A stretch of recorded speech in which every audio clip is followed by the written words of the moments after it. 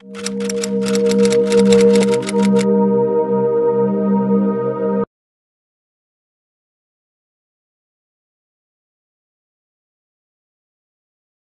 I learned to fly before I became a doctor. I really wanted to be a pilot, and my father said I must go to medical school first and get a certificate, and then I can be a pilot.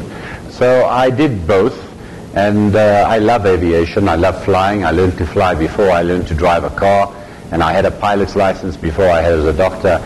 And I was very lucky because I managed to combine my specialist training in medicine intensive care and aviation to actually save lives. And what I did was I developed air ambulance services, first in South Africa, where we developed the South African Red Cross Air Mercy Service, which we only had one plane in the beginning. Eventually now we have 18 aeroplanes, helicopters and aeroplanes, and we provide life-saving services to the whole of Southern Africa, and they're expanding into other countries in Southern Africa.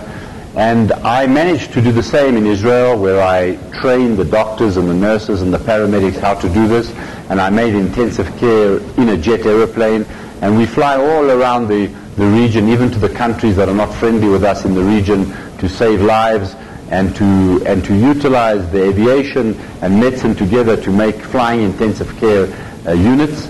We have an aircraft completely dedicated as an intensive care, and we can fetch even very sick people on the air ambulance.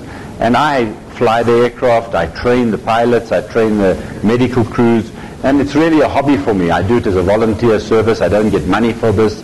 It's just a pleasure to keep my flying up and to train people to do this. So Hadassah has been in existence in Israel for 100 years. Last year we celebrate 100 years of the existence of Hadassah. And this was an institution which was sponsored and designed by the Women of America to provide services to all the people of the region, not only the Jewish people in Jerusalem, but the Arab people and any tourists that come to Jerusalem.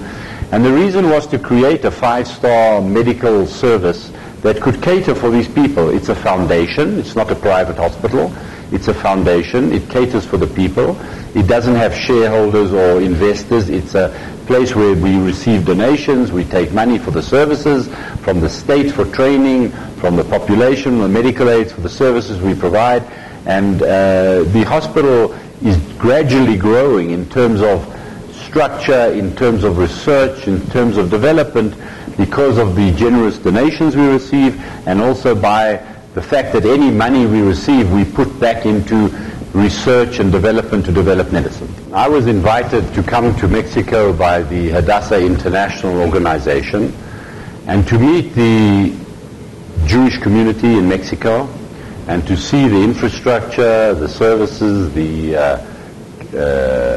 environment, and to also speak to the people who support Hadassah in Jerusalem, to tell them about what special research, what special things we're doing in advanced medicine, and how in Hadassah we are saving lives on a daily basis with the support that we receive from people all over the world, like the Jewish community of Mexico.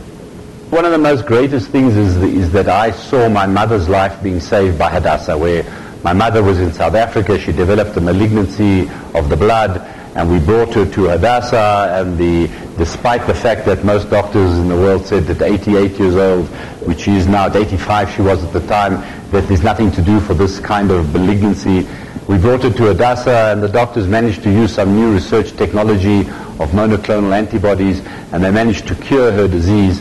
And this is a very, if I do nothing else in my career, to save my mother's life with new technology when before it was hopeless and now it's possible, is a very emotional experience, and it's something that makes you realize that it's all worthwhile to work so hard and to do so much research and development when you see things like this happen.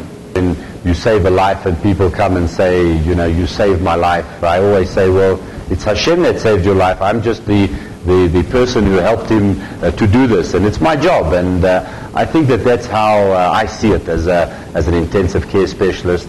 And I know that on a daily basis I'm given the capability to do things because of my training and my expertise, that really it's Hashem that's deciding what happens to everybody. And the fact that I may save a life is only because He's given me the capacity and the ability to do that, and the technological capability to do that. And together with mankind all around the world, we're developing techniques and things and learning about things that can help to save lives. But of course, I believe in God. I don't think anybody can see what I see on a daily basis and not believe in God.